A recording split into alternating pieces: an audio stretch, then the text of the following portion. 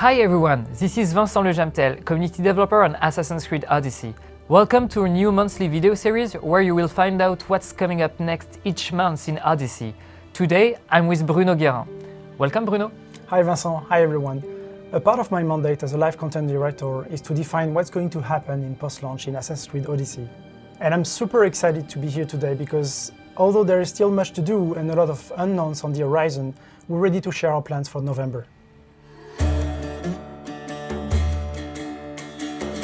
Lost Tales of Greece is our new additional free content series starting this month. During those quests, you will be able to discover more about your favorite Odyssey characters through surprising new stories, and you will get some new rewards.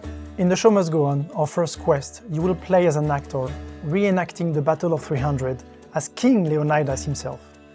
You know it by heart, you've played it at the beginning of the game, but this time around, the playwriter has a different take on the event. So it will be up to you to decide whether you stick to the script or improvise. In Divine Intervention, our second Lost Tale of Greece, you will meet a mysterious woman who will test your qualities through various divine trials. Once you reach episode 5 in the main story, those quest lines will naturally appear as yellow side quests on the world map. No need to rush.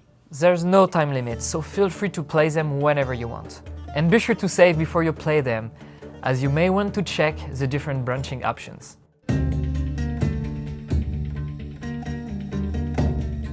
Another great piece of content coming your way are the epic events.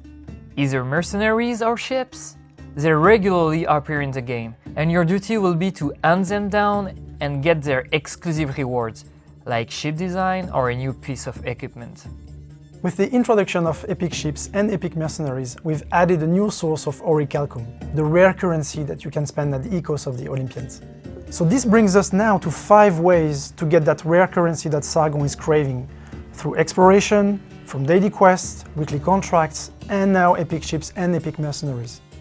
With all the orichalcum you can earn during your journey, you can visit Sargon and buy many of the items he has to offer, including all of the premium items that you would normally find in the store.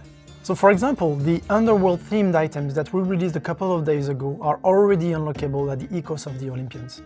It's gonna be fun to kick some cultists with this dark fire armor inspired by Hades, but we also have an upcoming additional pack arriving later this month. That's right! Towards the end of November, 2 new exclusive packs will be added in the game. The Odysseus pack will include a new gear set, a new mount, and a new weapon, while the Odysseus Naval Pack will contain a new ship design, a new crew theme, and a new figurehead. And as usual, all of those items will be released at the same time, both in the store and in the ecos of the Olympians.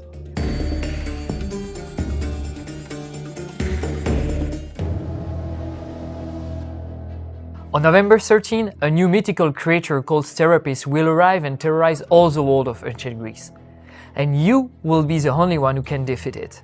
A new quest named the Lightning Bringer will appear in your quest log, leading you to the Cyclops. Be careful, fighting the Cyclops is a high-level challenge, so be sure to be powerful enough before even thinking about facing it. And should you manage to defeat Serapis, you will earn its legendary bow. And no need to rush, Serapis will wait for you in its lair, so play the game at your own pace because the quest won't disappear.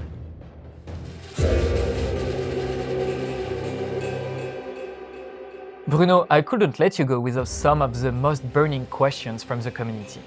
For example, a lot of players, they don't really want to choose between the best stats and the most visually appealing gear sets. What can we do for them? Well, I'm happy to announce that this month we'll be unveiling what we call the visual customization system that will allow players to add a visual layer on top of their gear. So what it means is that now you can apply the visuals of any item onto any other item of the same type. And this gives more flexibility and customization options to our players. What about the players who already reached level 50? Do we have anything for them? Well, it's true that some of our players actually reached level 50 without even touching half of the game. We plan on increasing the level cap by 20 levels this month to account for what the game still has to offer, as well as some of the new content that we'll keep on bringing. Also, for those of you who already reached level 50, rest assured, all the XP that you've earned before we raise the level cap will be automatically converted into ability points. Last question. We see quite a few comments about the cost to upgrade the gear in the game. Is that something we're addressing? Yes, we're aware of this and we're working on a new balance to decrease the cost to upgrade the gear. This will be in the game with version 1.0.6.